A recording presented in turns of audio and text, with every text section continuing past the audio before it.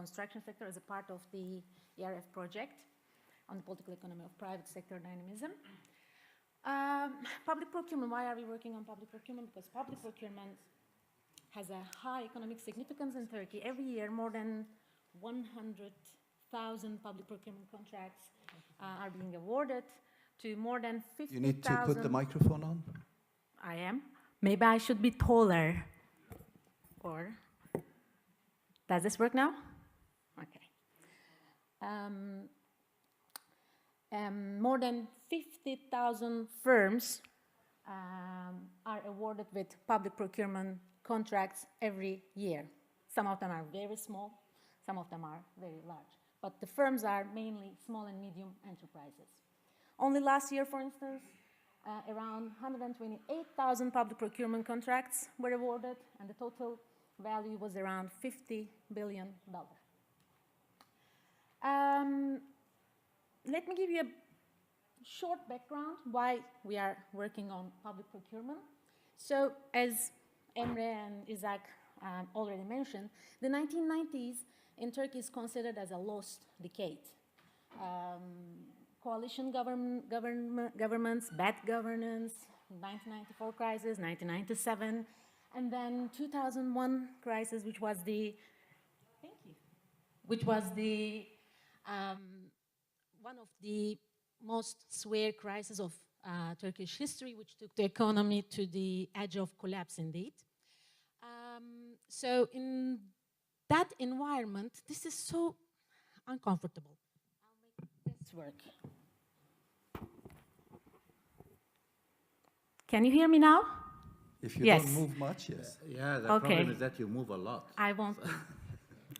I won't move, I will use this then. Mehor.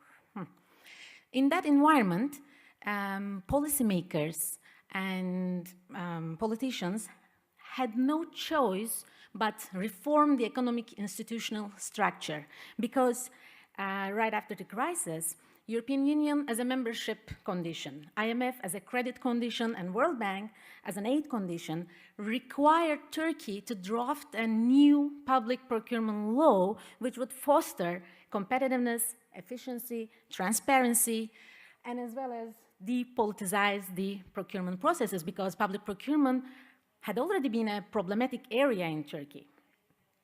So the government, with the help of the World Bank officials who came to Turkey and stayed a bit, drafted a new public procurement law and passed in the parliament in 2002 in order to enact, which would be enacted by January 2003.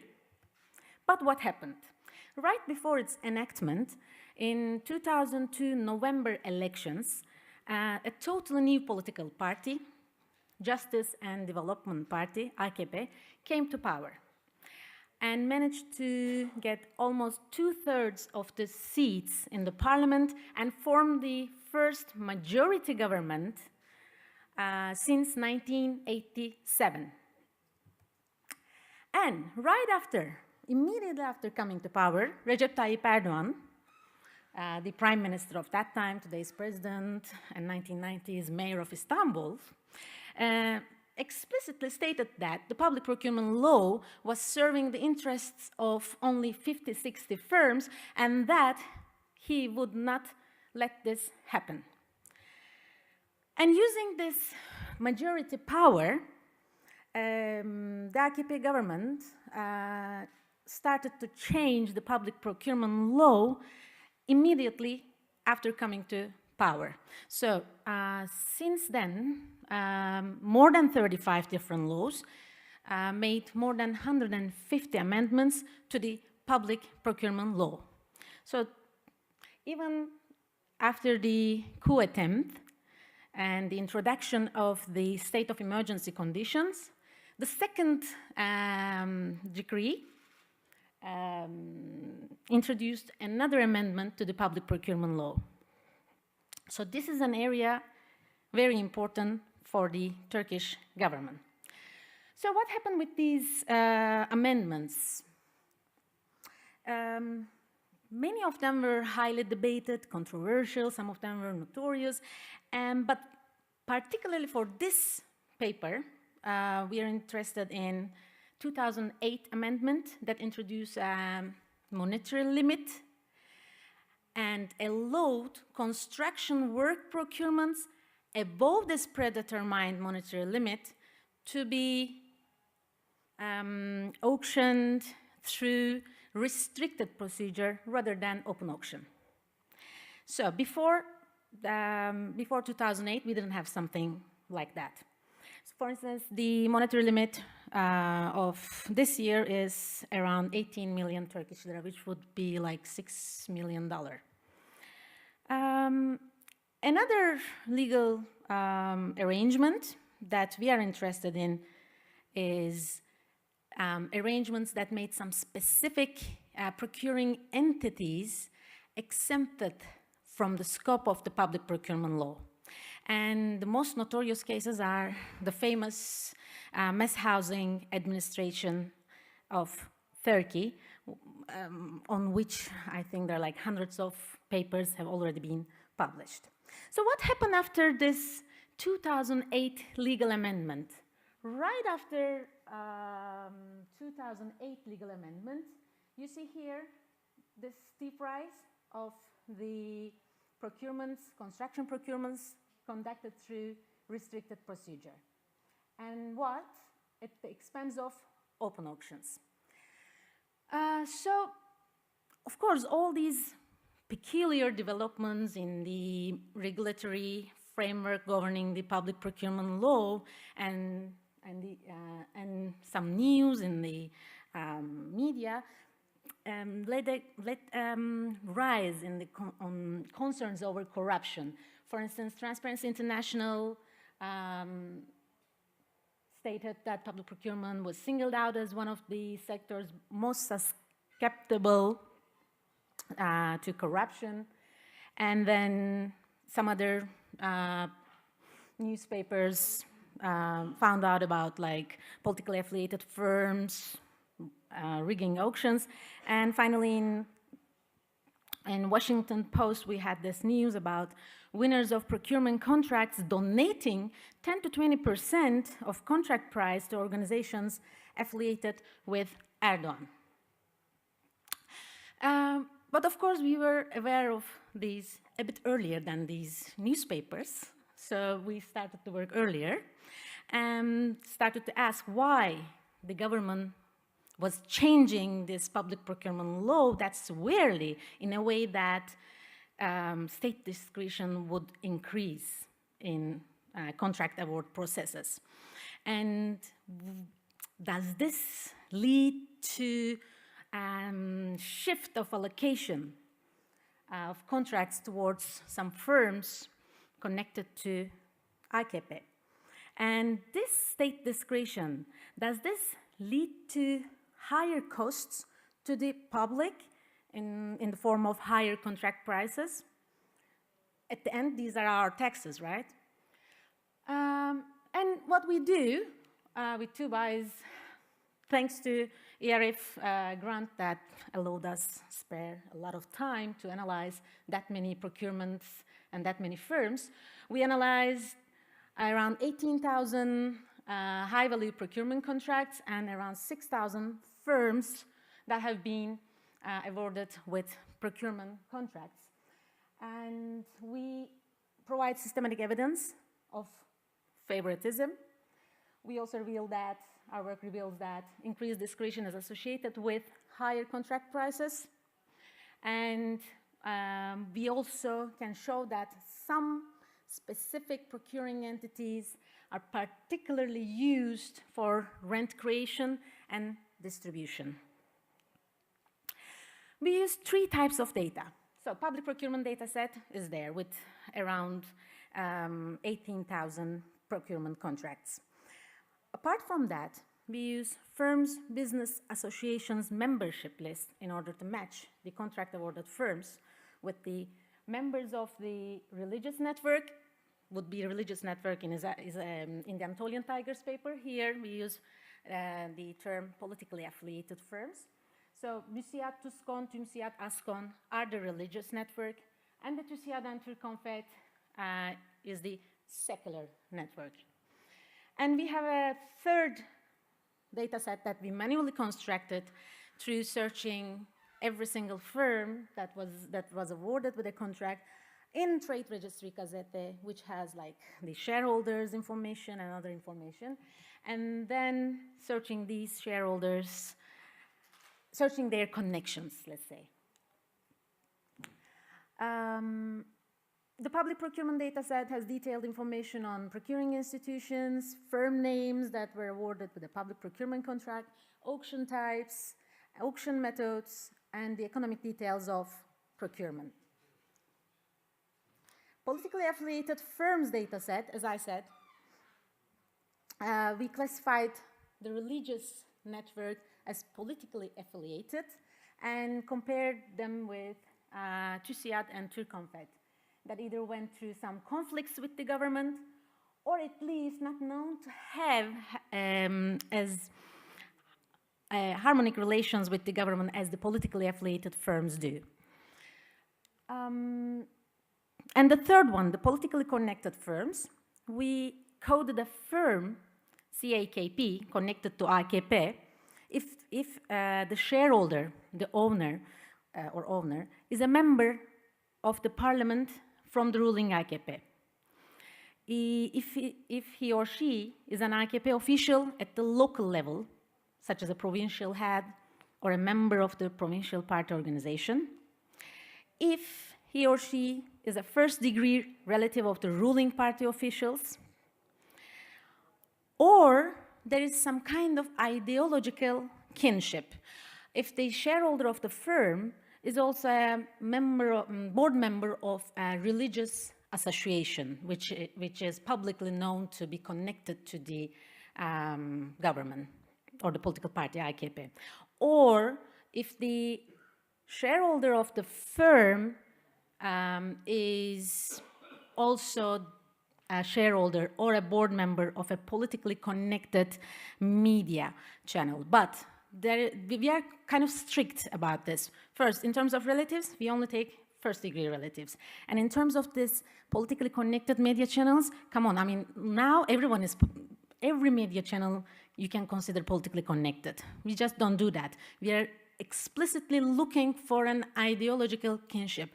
As an example, during the Gezi protests, for instance, when CNN International was showing the hundreds of thousands of people, on the street, CNN Türk was showing penguins, and this became a huge issue in Turkey. But we know that the owner of the CNN Türk we know that he doesn't have any ideological kinship, but they are friends. I mean, it's interest-based thing. So for instance, that's why we didn't code his firm, CNN Türk's owner's firm, as a politically connected firm, although he is awarded with a lot of contracts. And we also coded a firm politically connected if it's publicly available for us due to the 17 and 25 December graft investigation. All in all, among these 5,944 contract awarded firms, as you can see, we don't have many foreign firms, only 29. So it's not that open. We have around 100 secular network firms. I'm trying to use the same terminology so things may be clearer for you. And I forgot to mention this. We also checked for firms connected to opposition parties as well, because there are firms connected to opposition parties. Why? Because municipal procurements. Some cities are governed by opposition parties, and the opposition parties give the contract to their friends. So we searched for them as well. We have around 700 politically affiliated firms and 600 directly connected firms, and in this strict terms. Among them, 40% are MP or AKP official at the local level. 20% are relatives, first-degree relatives, and 40% has some ideological kinship. And there are some overlaps here as well, like in the top 1,000 list. Some affiliated firms, religious network firms, can be also directly connected. How? Okay. How? For instance, in the 22nd, 23rd, 24th terms of the Turkish Grand National Assembly, Musaid-affiliated MPs was 11, 7, and 10. This, for instance, this trend we can't find for TÜSİAD. TÜSİAD members don't become parliament members. So with all the data we have, what we've tried to do is we wanted to check if different procurement characteristics and we want to see the relation between different procurement characteristics and probability of a politically connected firm winning an auction. So that do closed auctions shift the allocation of contracts to the connected firms.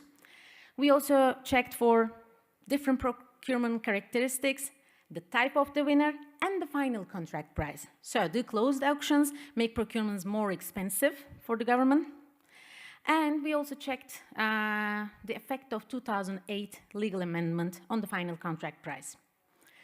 I have to pass this part, just show the results, but the results are speaking for themselves. So, in an attempt to estimate the probability of a politically connected firm winning a procurement auction, we have these results. So if they, among other things, if the auction is a closed auction, the probability of a politically connected firm winning a procurement auction is higher. We also controlled for cities, for instance, Anatolian Tiger City. If the contract is awarded by a procuring entity in an Anatolian Tiger City, and the probability of a politically connected firm winning the auction is higher. And some institutions, if it is TOKİ, again, or a municipality, the probability of a politically connected firm winning the auction is higher. I can come back these results during the question-answer thing because I don't have time. I may skip this and then come back again. Maybe not skip because. So here, we were thinking about like causality. So these firms are well-established, old firms, and that is why they were picked by the government and became politically connected and winning the auctions, or this is not the case. So that's why we checked the ages of these firms and found out that indeed like 77% of these connected firms were established in the 1990s, the period Emre and Isaac have already mentioned, the rise of political Islam. So they're not that old and well-established firms. And these old firms have higher average contract values, less in number, but higher average contract values. These guys, the new, relatively younger firms, don't have that higher average, but every year, at least every year, they win a contract. That is why the total value is higher. Skipping and coming to this point, the final contract price. 1 minute. So this is a basic OLS, looking at the final contract price. And if the contract awarded to a politically connected firm, it costs higher to the public. And